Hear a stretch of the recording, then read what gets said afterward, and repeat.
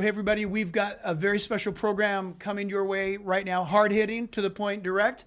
I have Josiah O'Neill with us today, running for Congress, 49th District, and you need to sit up and take a listen to what he has to say for a lot of reasons.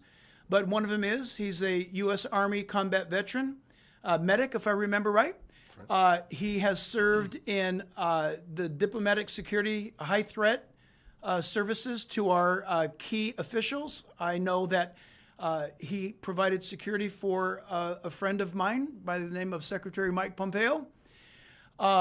He's now active law enforcement, protecting us in Southern California. He's a brother. He has got an awesome voice and a mean worship leader. And he needs your vote and your love as he's running for office, because when I look at this guy, I not only see somebody who's running for office that should be in office, but I see somebody who I can trust my life with, and I have, and I do. So, Josiah, thanks for being here. And what we need to do, listen, I'm a voter. You're running for office. You got to give me some hope here, man. I'm in California. I'm not going anywhere. I know a lot of people have. I'm not leaving. I'm waiting for heaven. In the meantime, I'm going to fight in this beautiful cesspool called California. But you got to throw me something.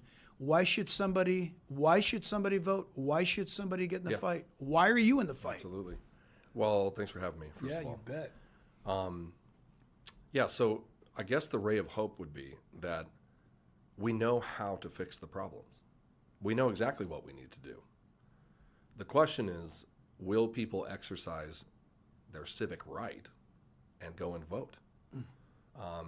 Before we get into any of the deeper issues, let's just clarify that we could solve a lot of the problems we have by people showing up to vote. We still have now, to date, astronomical numbers of people who do not vote. We see that in the primaries. In fact, it's worth mentioning that most people think it's the most voter turnout is during the presidential election, because there's this concept, they're looking for a messianic figure. It's That's like, right. The president could Good save point. us, and it's just not true. And the left knows that. They know the value of the grassroots movement of your school boards and your county supervisors and your judges and your district attorneys. In fact, they've put a lot of money and effort into taking those positions. And just recently in my campaign, looking at that voter data was shocking for me. I can speak directly to, I'm running in California's 49th district, where there's almost 800,000 people. And close to only 10% of people actually vote in the primaries. And of those people, that's usually the establishment's pick, right? So most people don't even see the candidates who are running. Right. That's ridiculous. So and we know exactly what's wrong, and we know how to fix it. But people, first of all, have to put people there who can fix the problems, right? You can't solve a problem if you don't understand it. Yeah. And that's a big issue for us in politics. Yeah. Well, the awesome thing about you being a candidate, what people may not realize, is that you are remarkably equipped for this, and you have fought and served for liberty and freedom. You know what the Constitution's about. You've defended it. And today, like you're saying, there's this apathy that is permeating our age. You mentioned 800,000 plus voters in the 49th, but isn't the truth that if the Christians cared enough about their culture, their schools, where they live, in the 49th, that if the Christians went out and voted, you'd win hands down. You're a brother. You love the Word of God. You love the Bible. You love America. You're the entire package. And people who say, well, you know what, there's nobody that fits my biblical worldview, or you know what, it's all this way or that way. There are Christians who either hide behind that or create their own padded room of excuses to just be lazy that day. And what I love about who you are is that you are challenging the person that is bearing their talent. I believe God in this republic has given us the responsibility to vote. And the Lord has brought you forward. I mean, I'd like to see everybody in the 49th vote for you, but I would certainly hope to expect that every Christian would get out and vote for you. Yeah. And I think it's worth noting why your stance on politics is so valuable for such a time as this. In fact, earlier we were talking about Jim Garlow, Pastor Jim Garlow, who wrote a book, Awesome. Well-Versed. I actually have it right here.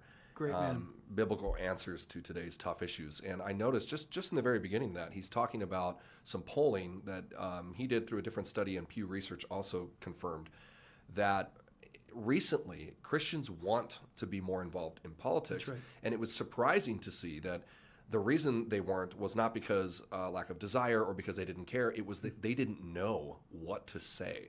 They didn't know how to counter the issues. And so I turn back to the pastors and say, why don't they know? What are you teaching them, right? They're not equipped to deal with relevant issues of the day. And I also learned something else that's very interesting, and I would put this out there in case people don't know. I still get people coming up to me saying, well, the church is a 501c3 and you shouldn't be involved in this and that. That is absolute garbage. Like that would matter to them. Right. They would just find something else to hide behind. Of course. And I didn't know that, Lyndon B. Johnson, That's right. who got that amendment in there in 52, really had an issue with two individuals. That's One right. was a media mogul and the other guy was an oil guy. And they had used their 501c3 organizations to put a lot of money against his race, and he was mad about it. So he fits this amendment in there, and it actually coincidentally affected the churches. And according to some of the guys that helped him put that amendment together, the church wasn't the target.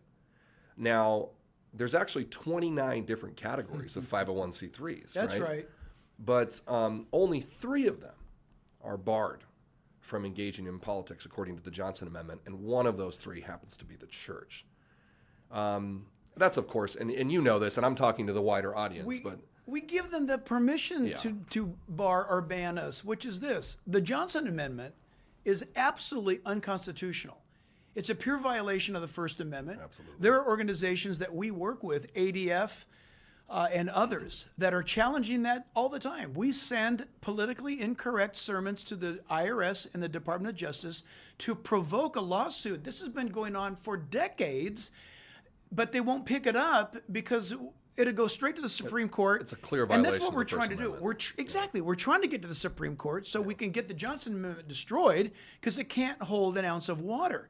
But here's the part that I'm concerned about is pastors, they should be able to say, this is the gospel, teach a biblically based message, lead 50, 150 people to Christ every week, and at the same time have voter registration in their church and encourage people to know what the issues are and what candidates are pro-life. People think it's against the law. You can't do that. You can't. Inform your congregation of what candidates are pro-border strength, pro-life, pro-constitution, pro-Second Amendment, pro-First Amendment. You can do that. You can do that legally and a lot of other things. And I'm hoping that pastors are waking up. I got to tell you, Associated Press called today and they wanted an interview and we went through it. And that's the first thing she brought up is, Pastor, rumor has it that you don't obey the Johnson Amendment. And I said, absolutely not. We're trying to take it to the Supreme Court. Yeah, exactly. that's awesome. And she was a Hindu. And after the interview, she said, that's amazing. That's fantastic. Thanks for doing that. And for people who maybe listening and don't understand, the First Amendment explicitly says the government will not tell the pulpits what to do. That is what guarantees that the government doesn't establish a state religion and force everybody to follow it. Yep. In fact, that was such a valuable concept, right? Exactly. Oh, my that goodness. even those who were deist in their own words still rode their horses up Pennsylvania Avenue and went to church at the right. Capitol building because they understood the value of that Christian Judeo perspective. As I've mentioned before, Winston Churchill said it was inexorable from Western civilization. As the Axis powers grew in Europe, he realized the only thing that's going to stop this secular humanist murder is the Christian Judeo values that make Western civilization. And that gives us a unique perspective when it comes to issues because our worldview is correct. And that's where the left goes askew. If your worldview is not correct, you don't have a thing called discernment. Mm-hmm. You can't properly divide between right and wrong. And now that they're open about this, they openly say there's no such thing as right and wrong. That's right. They encourage mental illness. They encourage the abuse emotionally and physically of our children. And so nothing that results from a skewed worldview is trustworthy. This is why, good intentions aside, they don't solve problems. Look at California. That's right. Perfect example. These the laws that we pass, soft on crime laws, the lack of security on the border, these are common sense issues. It doesn't take a genius to look at some of these situations and say that doesn't make any sense, right? Now, the left's perspective and their ideology is skewed from the get-go. The worldview is wrong, right? When you abandon the concept of accountability because we're created, and you go to the socialist Marxist perspective of the greater good and the state should be the deity, et cetera, then you almost have to have chaos. Now, here's what's ironic. That's right. We were talking about this earlier, right? Isn't it ironic that the same individuals causing the problems then get to present themselves as the solution? Listen, that's an ancient tactic. Absolutely it is. Absolutely. In fact, it's Antonio Gramsci. It's Marxist at their finest. Even before that, it was, and it is, a tactic of advancing Islam. It's actually an Islamic doctrine that you go into a community or region that you are wanting to take over, and that you create a problem, and then you go to the present or existing authorities and offer them the solution, and that's how you get in. And you get in, by the way, in quick order. And so that is a tactic, and they're doing it. What's amazing to me is we need to do this. We need to do that. We need to pay $7 a gallon for gas for the greater good. And you correctly said that the leftist progressive, they can't make a difference between good and evil, but their verbiage is you all need to suffer for the better good, the good of it all. Which their definition is the good of it all is for the exaltation of our team. Not your team, our team. Not us, it's we here, not you there.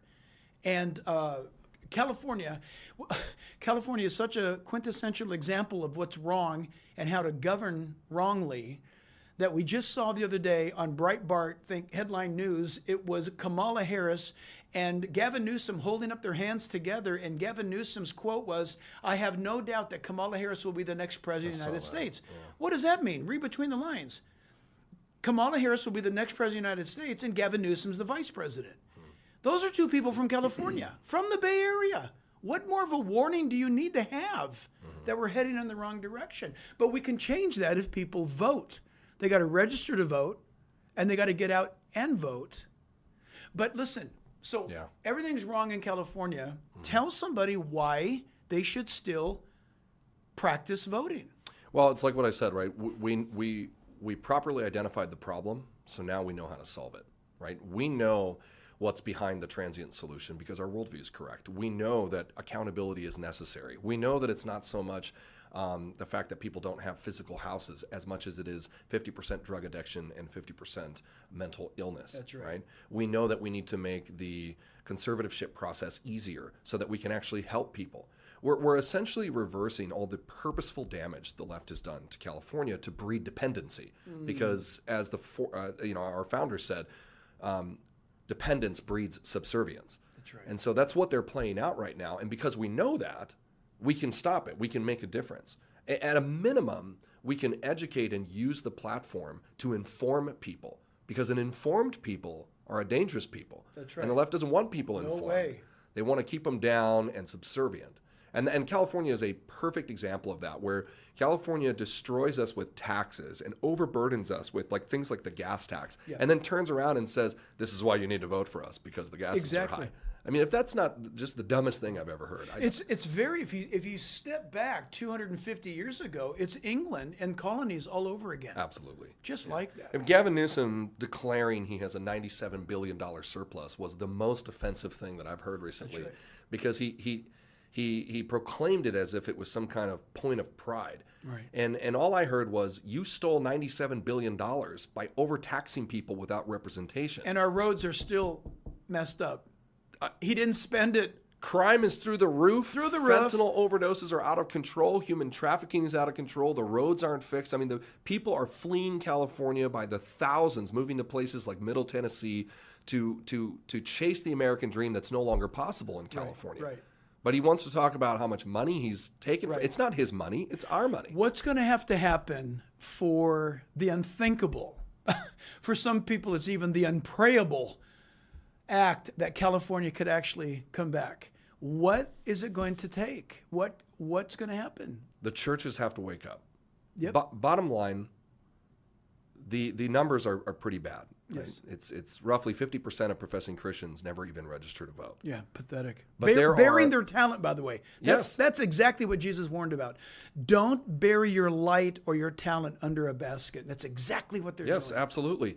And we are the primary purveyors of Western civilization. It was the church. Yep. And the left knows that. That's why they try to silence everyone, doubt. right? So if the churches alone would start preaching truth and tell their people that it's not enough to just believe in Jesus, but you have to live it. You have to be doers of the word, not hearers only. If that alone would change, we would see massive revival in this state. Because, like it or not, we have the power. You know what completely obliterates the establishment and all the politicians and all the millions of dollars in the world? The citizens showing up to vote. That's right. It doesn't matter how much money they spend. That's even true if they're going to embark upon cheating. If there's an overwhelming show of people, the people can actually thwart cheating by just sheer numbers. Of course, and it's there's a windfall effect, right? So that's right. The people that we allow to get into office then cause us harm. So there's a lot of work that we do, and it's important, calling represented your elected officials and trying to voice our concern over these assembly bills.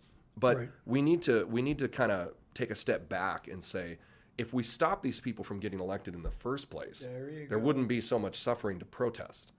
And that's a question I've had even in my candidacy, as I look at, again, not to beat a dead horse, but as I look at the amount of people that show up to vote. Look, I see all the complaining on Facebook and Instagram and how outraged people are on Rumble. And I thought, well, I hope to see you at the polls. Exactly. Because how about we turn that rage into civic duty? How about we get them out there and vote? I don't want to conjure up or give anybody an excuse to use the word conspiracy, but I'm old enough to be your dad. When I went to school, civics was required of us. We had to learn it, and it was ingrained within the Orange County, California school system that we would someday vote. We're going to vote someday. And I remember, and I haven't missed a vote since. When I was 18, I voted for the first time. I've been voting ever since. Wow. It was expected. It was the world we grew up in. And isn't it interesting? I think there's a correlation to the fact that today, you stop a kid today and ask them about civics, they don't even know what the word means. They know all about Marilyn Monroe's bikini size, but they cannot tell you the three branches of the federal government. They cannot tell you how a bill gets to the floor. They don't even know who their governor is, let alone the president. It's something that almost makes you think, has this been a long plot, a long game? Because how could we wake up to be so dumb? And yet, absolutely. And yet we are. But to answer your question about those who would get up and vote and get engaged and get going, granted, I'm playing my string on my guitar from my end. I believe the answer to the challenge is not only people getting out to vote and not only the church. I believe it's the pastor being biblical. And when I say biblical, every person I read about, every prophet, every situation in the book of Acts, everything that they're telling me is something that is relevant, happening to them in the moment. And they'll address emperors, they're addressing governors, they're addressing leaders from Pontius Pilate to right. Nero. Yep. And the scriptures don't run away from what we call politics. The scriptures answers yes, they do. What I would like to put as the spin of politics. I have a belief that God has given us the institution of marriage, of the church, and government. Yeah, but what about politics? Politics is what man does to government. How does that happen? We allow them to politicize government. Right. And what we're talking about is us taking back our God-given mandate to be stewards of this constitutional form of government. That's a really good point, because what the left would often want you to believe is a political issue is not. It's right. a moral issue. Right. And so they've taken what used to be within the purview of the church all throughout society and turned it into politics.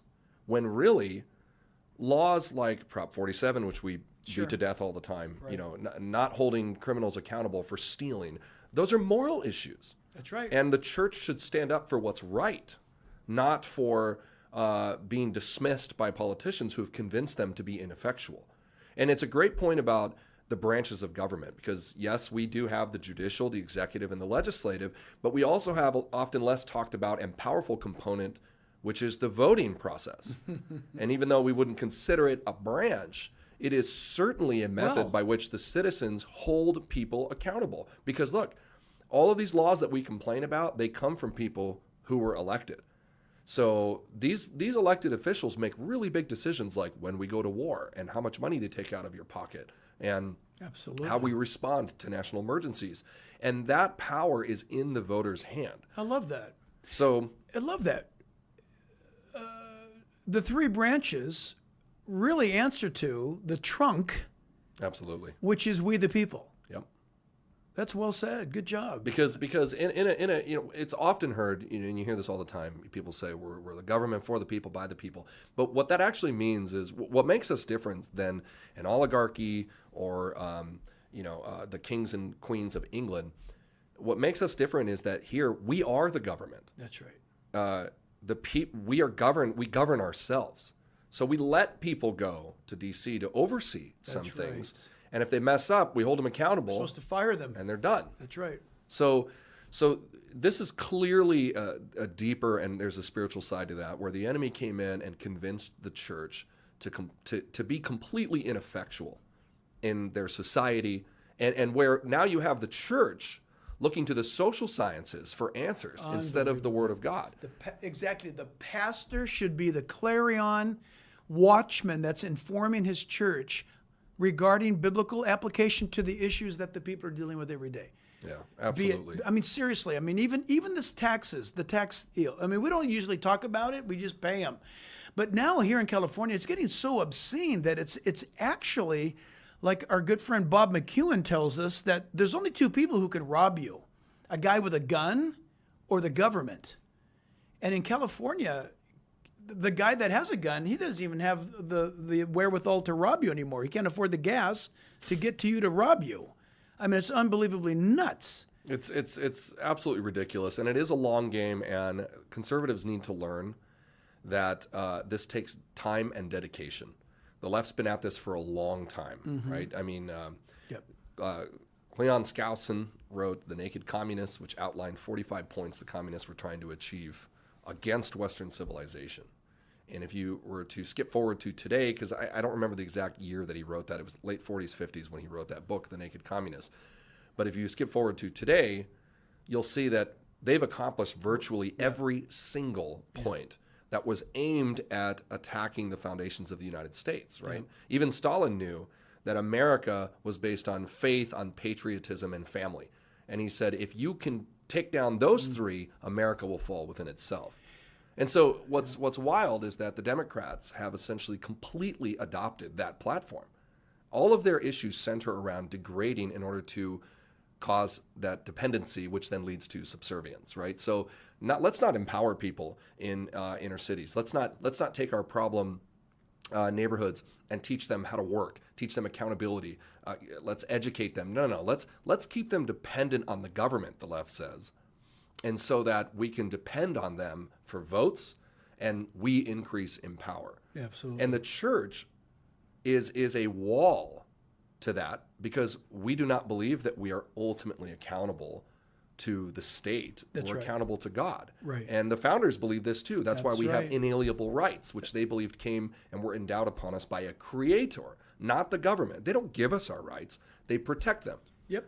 So we are in a very, very dangerous place in our country right now, because increasingly you meet, as you mentioned, you learn civics growing up.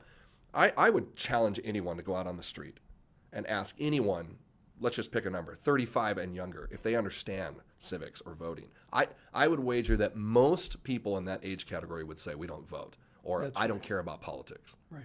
They're so wrapped up in whatever the current distraction is, social media, or Xbox. Doing whatever they're doing, that we've completely lost that. And the only group that benefits that are individuals seeking to control people. That's right. Very right. dangerous. Yeah, you know, man, I when the wall came down in Russia and Soviet Union, and we were almost immediately there, and we saw a culture that was aimless, walking about completely stoned out on vodka. The Russians had lost all hope. People were selling literally shirts and jackets off their back for food money, right? The whole system ripped out their heart and spirit. And you look around today, and we see, though we may not be in a Soviet Union, what the progressive is trying to do is to get us to some revised version of that, where when we say, we'll take care of you. And that's a dangerous thing, because once you start leaning on something, it takes energy to counter back, to stand up straight and get your balance back. It becomes much more comfortable to just keep leaning until you atrophy. That's what people don't realize, is when you let the government hand you money. I mean, I don't know if you're aware of this, but so many churches, I hear about it all the time, across from people reporting into us from around the nation. How many churches took in COVID money, right? And what's really bizarre is that some of those churches took in millions of dollars, and most of them didn't even recover or reopen as a church. The day of reckoning for that's going to be interesting. But what are you saying? Believe in God but lean on the government? No, what I'm saying is that the government, me, Josiah, we're all going to have to answer to God in the end. And I mentioned that AP interviewer today. The reason why she interviewed me today is she wanted to get my input on what is being called the danger of Christian nationalism. And I said, can you explain it to me? I knew about it. I knew the creator's definition of it, which I completely disagree with. But she had a hard time defining it because she wasn't sure about the definition of it. And it comes down to this. If you're a Christian, if you're white, and if you love America, you're a nationalist and you're dangerous. I found that fascinating because in Germany, if you use the term nationalist, I don't like the word nationalist. It conjures up Adolf Hitler. It conjures up that type of picture. And I told her, she goes, does that upset you? And I said, not at all, because it tells me something. It tells me that there's enough good people that I think are starting to wake up, and it may be seen in these primary elections, that's starting to concern the radical of the left leaning group, the progressives, that they're having to talk this narrative to shame us to stay home. That if we're a Christian, we should be ashamed of being a Christian. If we love America, if we have a flag in our house, we should be ashamed of that. And you should not get involved. You just stay home. And I told her, I said, listen, as long as I'm paying taxes, I'm going to go vote. And Christians have the exact same voice that anybody else has. The sad thing is, the Christian has surrendered their voice. No one has silenced the Christian and beat them down in this nation yet. Nope. They don't have to. Most Christians have become silent. So listen, with our time remaining, tell people why people in this 49th district, which, by the way, I need you to define it again. It's somewhere from around what the Laguna or Corona del Mar region, San Clemente region of Southern California. Yeah, the 49th is South Orange County, a part of North County, San Diego, all the way down to Del Mar Fairgrounds. So northernmost would be Dana Point, and every city below that all the way down through Camp Pendleton. Currently held by a Democrat. Currently held by Michael Levin. How's that possible? Yeah. Well, Come on, listen. San Diego and Orange County were red for years. Yeah, but, I lived there, grew up. Listen, so what's the deal? Listen, why aren't you a shoo-in? Because that's heavily military. It's heavily red, white, and blue. How did what's his name? Levin? Yeah. How did he get into office in the first place? Well, I think there's two parts to that. One, we've already addressed significantly. That's the lack of people voting. The other part is that the establishment on the Republican side, I believe, refuses to engage in the culture war. I'm glad you just said that. And every aspect of the culture war. That's our morals, our families, even issues like the Second Amendment, which they're timid in addressing. Terrible. And that's such a failure because the left, while convincing everyone else to be quiet, and if you disagree with them, you're somehow a hateful bigot. they have waged the culture war 100% for All years. out. And so, just as we noted in studies that Jim Garlow highlights, there is a lack of equipping. There's a lack of knowledge. People don't know how to give an answer, and so they're attacked by the world with a message, and Christians don't know how to give an appropriate biblical response because they're not in the Word and they're not being taught by their pastors how to appropriately give an answer. How about we are Bereans? That's right. And we study to show ourselves approved, and we look through everything carefully. That whole concept in church is gone for the most part. And we're paying the price for it culturally because the left, unlike that, you got to give it to them. They're fully dedicated to their ideology. Well, it's their God. It's their God. It's their religion. It's their religion. Absolutely. And so you have this sort of sweeping sentiment where there's a timidity. There's a I don't know how to give an answer, so I'm just going to go along with it. But on a ray of hope to end, here's what I think. I think there'll be large turnouts of first-time voters this year. I think that people were very upset with the tyrannicalness of COVID here in California in the last 2 years. I think that now the generation I just mentioned that previously has not been engaged, if you have young kids in school, you all of a sudden started paying attention. We were mad about decisions. All of a sudden now politics matters, right? Because it affects me personally. People putting $200 of gas into their pickup trucks are mad all of a sudden. So I'm hoping that encourages. 2, we have demographics that are pulling away, like Latinos and Hispanics, the largest growing conservative demographic in the country. They're leaving by the thousands. And they are traditionally strong family, Absolutely. moral people. Absolutely. So I think that this is, you have to look at it in the long-term strategy because the left does. We have to wake up and get engaged in the years going forward, right? Election cycles will come and go, That's right. but we have to get out there and show people you don't have to acquiesce the left. People are looking for leadership and inspiration. And frankly, it shouldn't come from a politician. It should come from the pulpits. I agree. As we point people back. Yes. I mean, Isaiah said the government is upon his shoulders. Yes. So the Bible doesn't hide from the fact that the church is to be engaged in civic duty. We are. Government belongs to God, as you've pointed out many times. So why are we not mimicking that? So, and hopefully this is catching on. I mean, I've seen some tremendous grassroots movements pop up in recent years. But it's a hard fight, and people need to realize that apathy is not going to cut it. You wouldn't believe, well, maybe you would, the type of attacks and, comments that we get for just daring to stand up for what you believe in. There's a violent rhetoric against truth, and Christians have to be the light bearers of truth. If we don't preserve truth, no one else will. And that has to get into politics. Man, think about it. What's the deal? I get nervous if time goes by and I have not been criticized or attacked for some truth I said.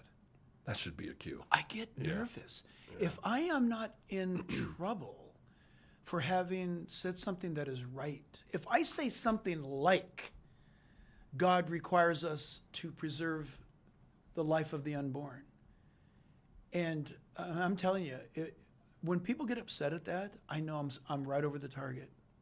I'm spot on. Listen, with the time remaining, what can people do? And they don't have to be in the 49th to support you. No. For all of your typical answers, obviously we need support. We need financial support. You have to have actual money to run a campaign, especially in Southern California. There needs to be actions behind the words. So we do need donations and support. And if you agree with what we're saying and you like this, get behind your candidate. Amen. Don't go for endorsements necessarily. You find a candidate, and I'm talking wherever you live, wherever you are, you find a candidate that's standing up for America First values and biblical principles, and send that person your money, not the party. 1, 2, share the information, because all the money that we raise in campaigns is primarily for getting your name and your face out there so people know who you are. That's right. So you can cheat the system by using these platforms like social media and online stuff. Talking to people. Share it thousands of times. Get the word out there. If you like something, then tell people about it. Go back to that community root perspective, which is your friends and your family. We want them engaged. and encourage people to talk about the two things the left doesn't want us to talk about: religion and politics. That's right. It's the two things we should be talking about the most. It's the two things we deal with every day of our lives, literally every day. Yep. And the enemy would say, don't talk about it. And I would like to say before, Yeah. I'm not going anywhere. Win or lose this primary right now, these are issues that need attention. And I believe the Lord is raising people up Yes. to be a voice and to get engaged and to fight back. And unless someone does, then really we have no right to complain. Yep. So I know that elections come and go, and some people may be disappointed if you don't win or you lose. You know what? It doesn't matter, because when the Lord calls us to get engaged and do something, His plans are higher than ours. So we don't. We're going to take the fight to this state here in California, and we're going to disturb the peace. Yeah. Because we're not done. We're just getting started. We're called to obey Him, and I'd like to sweeten the pot this way. For those who are outside the 49th district, why should they throw love your way? Is because if you're elected to the United States Congress, then that's one less stronghold taken from the Democrat Party, which is crashing our nation as I speak. Absolutely. Can you imagine that your election, Josiah, could dethrone Nancy Pelosi? There could be a shift, and she loses her place of power. That's why people who are in and out of the 49th should help you win. 100%. 100%. Each congressional seat is a vote. Each congressional seat is a vote. Absolutely. Yeah. So what do people do if they want to help you out? Well, if you want to learn more about who I am as a candidate, you can go to the website, which is o'neillforcongress.com, o'neillforcongress.com. And I also encourage, if you're on the socials platforms, because that's just such an easy way to share information all the time. All the time. So Instagram, O'Neill for Congress, Facebook, O'Neill for Congress. I'm on Truth Social as well. We have interviews on Rumble. We have a YouTube channel. I mean, at this point, I think it's during the campaign, we put enough out there. If you just Google Josiah O'Neill, you'll see our thing somehow. But all of that content is free and it's shareable. That's right. So find, events that we've done. We did a great event here, Faith in Action, Yep, which that was a my blast. understanding was shared astronomically across the country. Huge viewership. Share it, and there's more of that to come, because the more that I've learned as a first-time candidate, I've learned a tremendous amount peeking behind that curtain, and I'm about to blow it all up, because we people need to know what's really happening in their political process. And we're going to take it public. Man, and I love you for it. And it is, you said something in closing that is so true. We are to show up as believers. We're to be good stewards over the opportunities that God has given us. We're to obey Him, and we leave the outcome to Him. But yeah, I want to read something Please. just in closing, because I just want people to realize how far we've come. Right? The Supreme Court made a decision, Supreme Court v. Engel in 1962, to remove prayer from public schools. Yep. But I want people to hear what the New York School Board's prayer was. This is what kids said every morning in class. It's short. New York. In New York. Public schools. This was the prayer that was so offensive they had to rip it out and away from our children. This is what it said. Almighty God, we acknowledge our dependence upon Thee, and we beg Thy blessing upon us, our parents, our teachers, and our country. Yep. Imagine if that's the messaging in public schools versus what we have now. The moral depravity, the insanity, the mental illness we encourage. Right. We are destroying our children. Since the eviction of God via the removal of that, the data is nothing but disastrous. There's Absolutely. No good that has come out of the removal of that. No good. It's all bad. And we've pointed out, you don't have to be a Christian to benefit from God's love. When a nation is blessed, the rain falls on everybody. The founders knew this. This is why we established freedom of religion. They acknowledged, yes, you should be able to do as you please. But there's a big difference between tolerance and condoning, tolerance and endorsement. It's impossible to separate the idea that our founders said, based on the Bible, the Christian Bible, that's right. we will build this nation. They said it. They said it so many times. Adam said that if the Bible were to be picked up by any nation on earth and apply it, it would become a great nation. And they were so secure in their Christianity and the few deists that were there. They were so secure in their belief that, number one, all of them, all 56, agreed to assemble for prayer. All of them gathered at Benjamin Franklin's initial request, mind you. And the fact that they acknowledged God, they made the First Amendment, and the second for a big reason. They considered those two amendments in accordance with natural law. Absolutely. That man will speak his mind. You can't make a law to shut him up.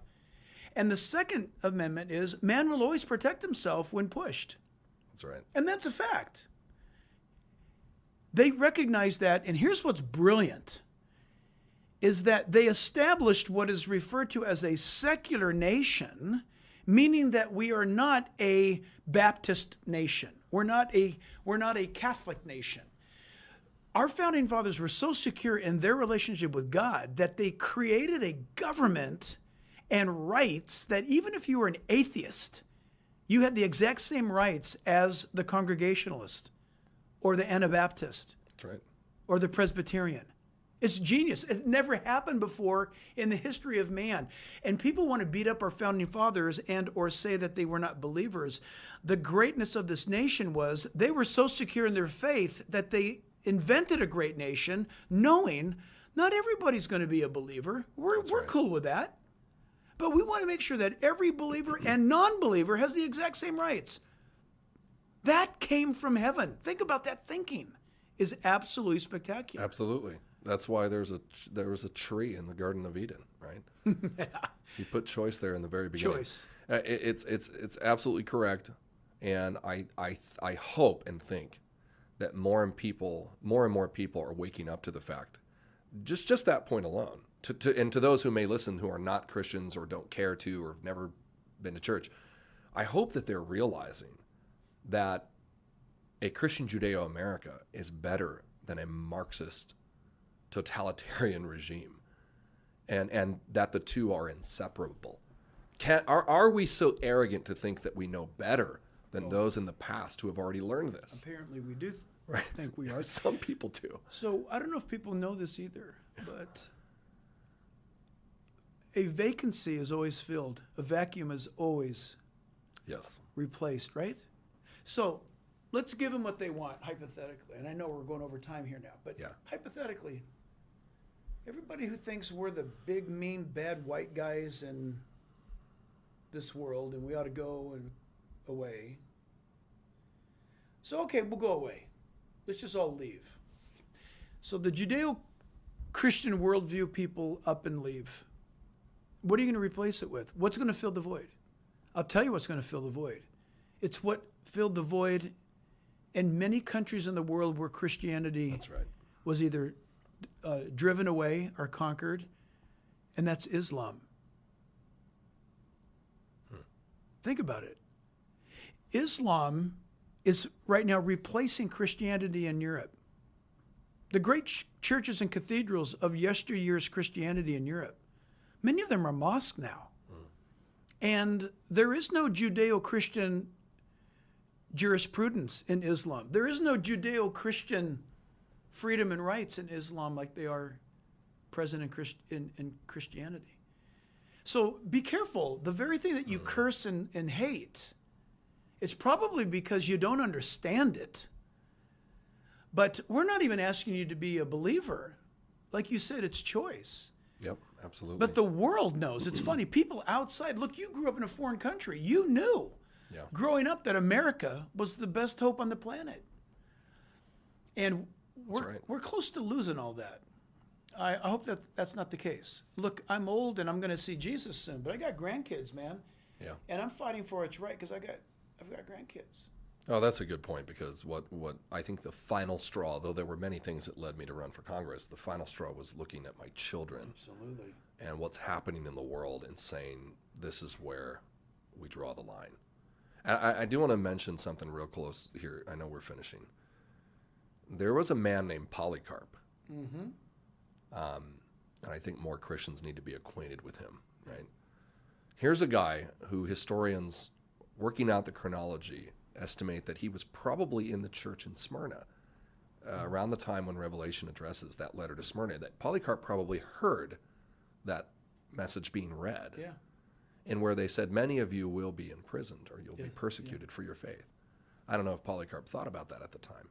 But skip forward to 152 AD, and Christians are being forced to make sacrifices to Caesar, the Roman emperor, upon pain of death or That's imprisonment. right. Polycarp, according to church history, is now the bishop of the church of Smyrna. He's the pastor, the overseer, and he refuses. That's right. And he goes into hiding.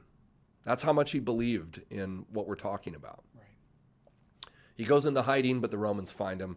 They bring him out. He's 86 years old. I love this. And they bring him before the tribunal. Fox's Book of Martyrs has this. Yes. And if you haven't read Fox's, at least have a copy in your house. They bring him before the tribunal, That's right. and they beg him to consider his age and let it go. Renounce, Come revile on, old Christ. Man. Come on, old man. Just denounce. Just let it go. Let it go. And they threaten him with animals. Right.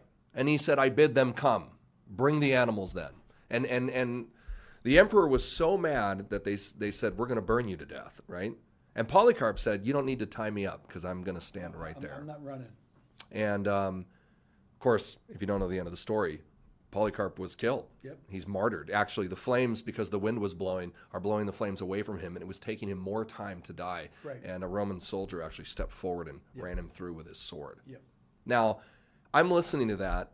I listened to a teaching the other day where they're talking about Polycarp. And I'm comparing that to a church who closed their doors because some guy named Newsom told them they couldn't worship anymore. Right. And what a shame I felt for the condition of the church, where we have a free society still, as of now, and the ability to stand up and fight back and stand for truth. And we have guys like Polycarp who literally went to their death and were burned alive in refusal to deny Christ. Right. Come on, California. Right. Because the pulpits have allowed us to become, not Absolutely. Smyrna, the pulpits have allowed us to become Laodicean. Yeah. We are Laodicean. Josiah O'Neill, California's 49th district. You got to win. We love you. You're what's right for California. You're what's right for this nation. And I want to thank you for your years, nearly 20 years now, 20 years of service to our liberties and freedoms here in this country. I consider it an honor to know you. I love you. You already know all this. So God bless you. Thanks for having me. Appreciate it. Absolutely.